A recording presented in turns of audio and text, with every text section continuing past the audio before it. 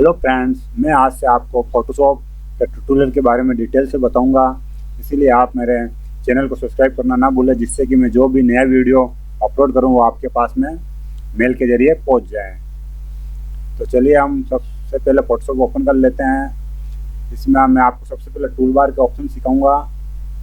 इसमें हमारा सबसे पहले रेक्टेंगल मर्ज टूल है। मैं आपको बताऊँगा कि इसका उपयोग कैसे करते हैं, और जैसे जैसे हम इसके आगे के टूल उपयोग करेंगे मैं इसके बारे में और आपको डिटेल से बताऊंगा। चलिए सबसे पहले हम फोटो ओपन कर लेते हैं। ये रेक्टेंगल टूल होता है, ये किसी भी फोटो को सेलेक्ट करने और कॉपी करने के काम आता है। जैसे हमने इसको सेलेक्ट कर लिया है, अगर हम इसको डिलीट करना चाहते हैं तो डिलीट बटन से डिलीट कर सकते हैं, और अगर सिलेक्शन हटाना है तो कंट्रोल डी। सिलेक्शन के लिए मैं आपको थोड़ा बाद में बताऊंगा। वापस लाने के लिए कंट्रोल अल्ट जेड, और अगर हम इसको मूव करना चाहें तो अल्ट बटन के साथ में पहले यहाँ से हम सेलेक्ट करते हैं मूव टूल, और फिर वी अल्ट के साथ में इसको मूव करते हैं। हम इसको अल्ट के साथ जितनी बार मूव करेंगे इसकी उतनी कॉपी होती जाएगी। तो हमें इसे हटाना है तो कंट्रोल अल्ट जेड। अब जैसे कि है हमें इसको गोलाई में लेना है, ऑप्टिकल में, तो हम इसको गोलाई में ले सकते हैं। फिर हम इसको मूव टूल सेलेक्ट करते हैं, शॉर्टकट की वी है। हम जितना सेलेक्ट करेंगे उसको ये मूव करता जाएगा, कॉपी करता जाएगा।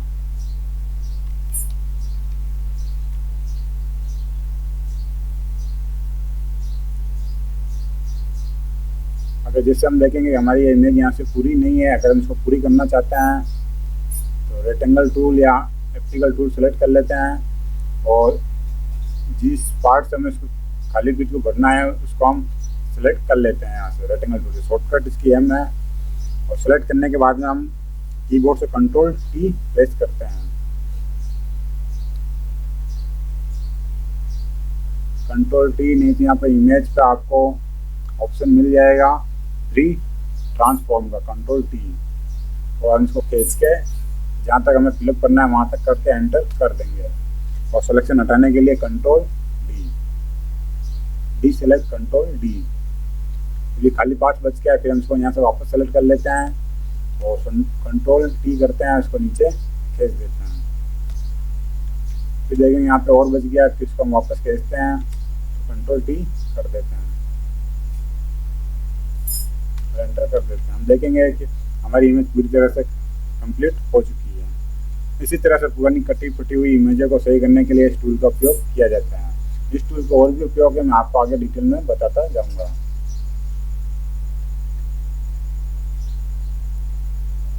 इसके बाद में सिंगल रो मर्ज टूल, हम इमेज को यहाँ पर काम करने के लिए उपयोग में लेते हैं, जिससे हम इसे कैसे भी डिजाइनिंग में उपयोग ले सकते हैं।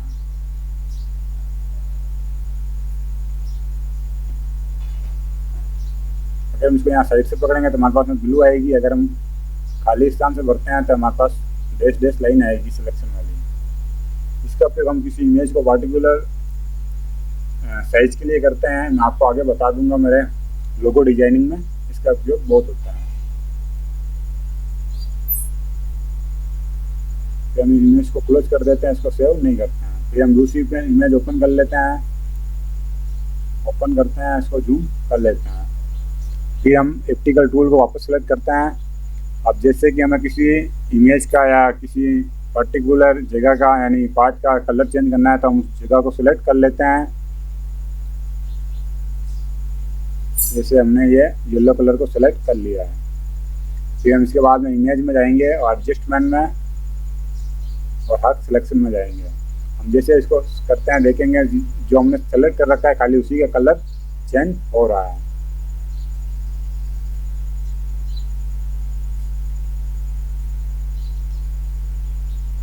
इसी तरह से इसका अलग अलग प्रयोग है। जैसे जैसे हम आगे फोटोशॉप सीखेंगे हम इसके बारे में डिटेल से सीखते जाएंगे। चलिए हमारा नेक्स्ट इमेज ले लेते हैं। जैसे हम इस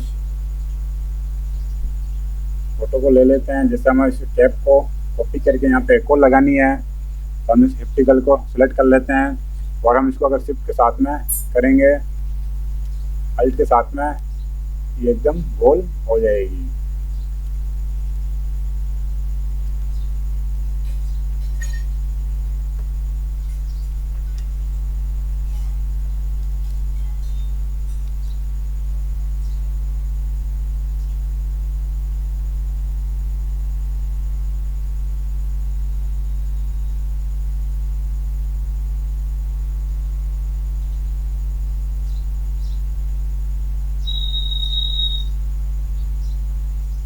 और हम फिर इसको हम सेलेक्ट मूव कर लेते हैं और उसको ऑयल के साथ में यहाँ पर मूव कर देते हैं और कंट्रोल डी से सिलेक्शन हटा देते हैं। देखेंगे हमारे पास में 2 कैप हो चुकी है।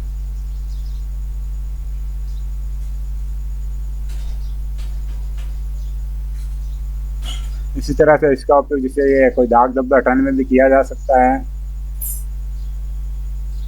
इसे हमने सेलेक्ट किया और इसको मूव टूल के जरिए वापस मूव टूल सेलेक्ट कर लिया है और से अल्ट के साथ में इस काले धब्बे पर ले आएंगे। देखेंगे कि हमारे काला धब्बा यहाँ से हट चुका है। जिससे हम इसे गेट के कुंडे को हटाना है तो इसको भी हम यहाँ से सेलेक्ट कर लेते हैं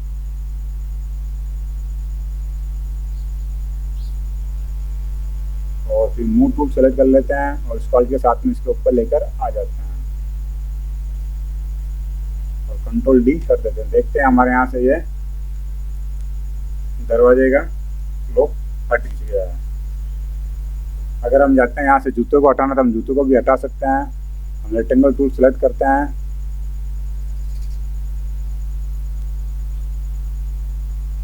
और मूव टूल सेलेक्ट करके अल्ट के साथ में इसको जूते के ऊपर लेकर आ जाते हैं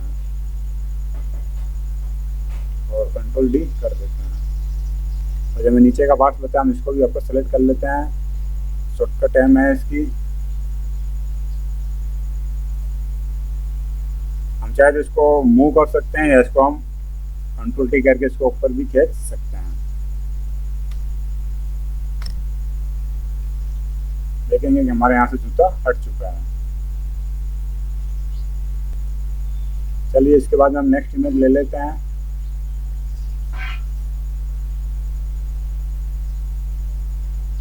जैसे हम इस बच्ची का इमेज ले लेते हैं आइस गर्ल का। जिसे देखेंगे हम ये फोटो में कुछ अंधेरे में दिख रही है। अगर इसमें हमें लाइट करनी है तो हम इसको पहले सेलेक्ट कर लेते हैं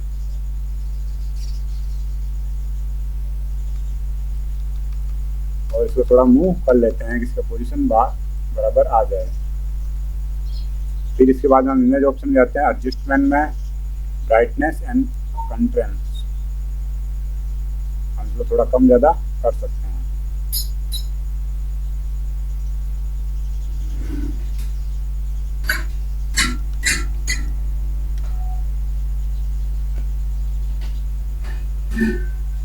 ओके कर लेते हैं।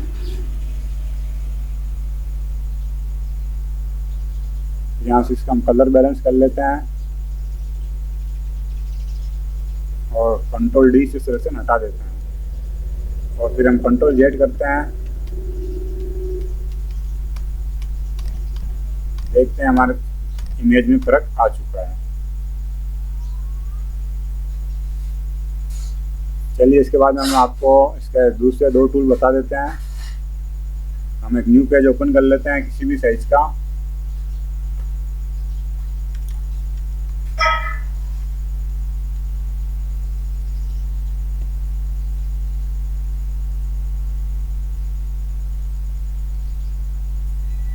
पेज ओपन कर लिया है, हम इसको रोटेट कर लेते हैं और कंट्रोल अल्ट शिफ्ट के साथ में इसको जूम कर लेते हैं। देखेंगे इस टूल का उपयोग जब किया जाता है जब हमें यहाँ पर कुछ लिखना होता है बराबर में कि ऊपर नीचे ना हो जाए।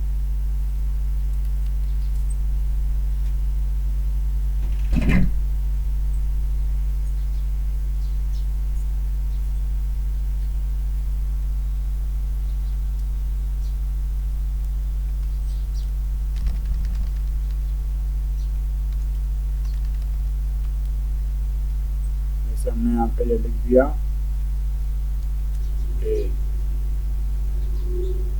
और मैं इसी की शीट में यहाँ पे अगर कुछ और शब्द लिखना है तो उसको लिखने के लिए हम पहले यहाँ से सिंगल रो सेलेक्ट करेंगे, हम इसके यहाँ बराबर में लेकर आ जाएंगे और फिर हम वापस टेक्स्ट टूल सेलेक्ट करते हैं और यहाँ पर भी लिख देंगे। हम देखेंगे कि हमारा ये ऊपर नीचे है, तो इसको बराबर करने के लिए इसी रो का प्रयोग किया जाता है। इसको हम यहाँ ऊपर से खींचेंगे और एक ही सीध में लाकर छोड़ देंगे। फिर हम देखेंगे कि हमारा बी थोड़ा नीचे है, तो हम इसको मूव टूल सेलेक्ट करते हैं और फिर हम फॉन्ट को सेलेक्ट कर लेते हैं बी से। अगर हम चाहें तो यहाँ विंडो में हमारे पास में लेयर है, हम लेयर के ऊपर से भी इसको डायरेक्ट सेलेक्ट कर सकते हैं। फिर हम व्यू को ऊपर कर देते हैं स्पेस अप डाउन की सहायता से। ये हमारा एकदम बराबर हो चुका है। अगर इसी तरह समझाते हैं इसको सिंगल कॉलम है तो हम इसको सिंगल कॉलम में भी बराबर कर सकते हैं।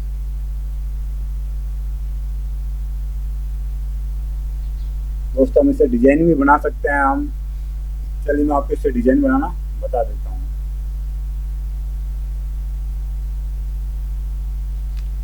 हम एक न्यू इमेज ओपन कर लेते हैं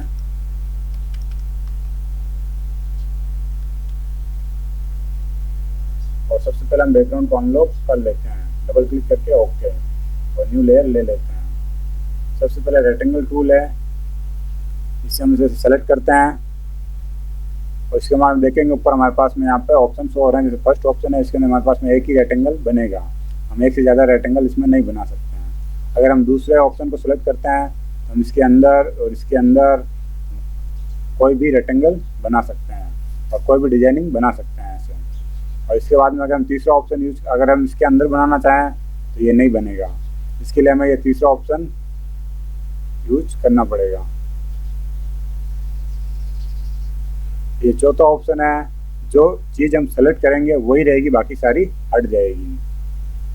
जैसे हमने इसको सिलेक्शन के अंदर है तो ये चीज़ रहेगी, बाकी सारी हट जाएगी।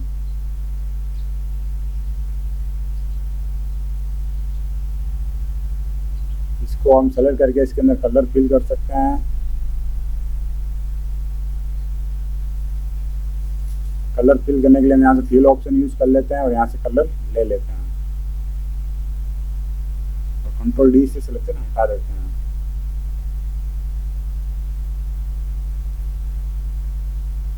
फिर हम न्यू ले लेते हैं और हम ऑप्टिकल टूल का उपयोग बताते हैं। इसमें भी वही सेम है और हम यहाँ से फेदर ले सकते हैं, कितना परसेंट भी एंटी ऑप्शन, इसकी स्टाइल कैसी रखनी है वो यहाँ से ले सकते हैं। फिर हम इसको यहाँ से बना सकते हैं। यहाँ पे हम कोई बतख रख सकते हैं, उसने क्या बोला है इसके अंदर हम लिख सकते हैं।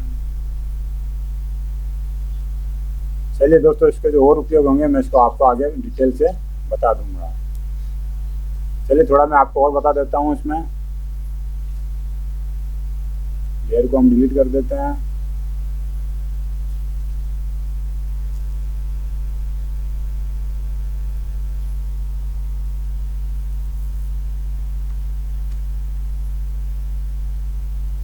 जिससे हम इस पर कोई भी इमेज बनाते हैं,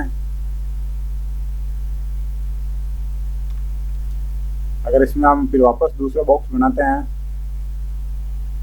ये इसके साथ में ही रहेगा। अगर हम इसको मूव करते हैं, ये हमारे साथ में मूव हो रहा है। अगर हम चाहते हैं हमारे अलग अलग मूव हो तो हम यहाँ से एक न्यू लेयर लेनी होगी। फिर न्यू लेयर पे जो भी बनाएंगे, ये हमने एक लेयर पे बना दिया, फिर हम दूसरी लेयर लेते हैं और फिर हम इस पर कुछ बनाते हैं। फिर हम इसको मूव करते हैं, देखेंगे कि जिस लेयर हमारी सिलेक्ट है उसी लेयर का काम खाली रुक होगा। अगर इसको हम सेलेक्ट करनी है तो यहाँ पे इस पर क्लिक कर सकते हैं या फिर राइट क्लिक करके इसको लेयर टू सेलेक्ट कर सकते हैं। अगर हमें इस लेयर पर काम कर रहे हैं, अगर हमने इस पर कुछ लिखा है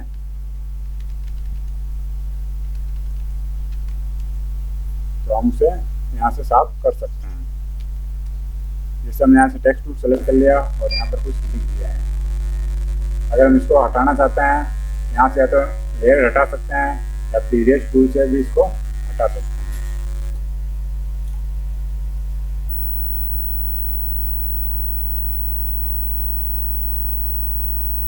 लेयर पे काम करने का हमारे ये फायदा होता है।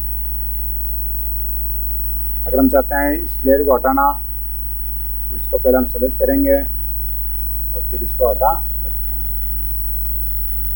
इसी तरह हमें फोटोशॉप में जब भी काम करें हमें लेयर टू लेयर काम करना होगा। मैं लेयर के बारे में आपको डिटेल में आगे बता दूंगा अपना।